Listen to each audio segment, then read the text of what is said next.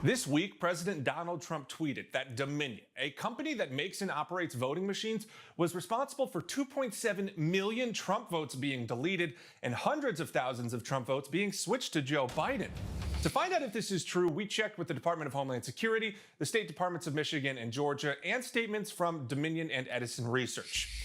Now, the White House hasn't responded to our request for sources on this claim, but the president's tweet links to a conservative news outlet. They cite a, quote, unaudited analysis of data obtained from Edison Research. So we checked with Edison Research. Their president, Larry Rosen, told us they never created any report like this or published any data that leads to this claim, adding, quote, we have no evidence of voter fraud.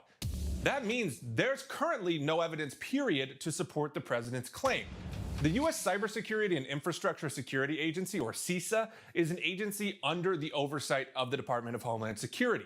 Now, they started their own rumor-verse reality page where they investigate viral rumors. Now, Thursday, after the president's tweet, they published this joint statement along with other government agencies. It says, quote, there is no evidence that any voting system deleted or lost votes, changed votes, or was in any way compromised.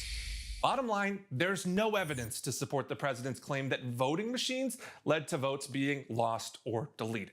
If you've got other election claims you want us to look into, send us an email. With your Verify, I'm Jason Puckett.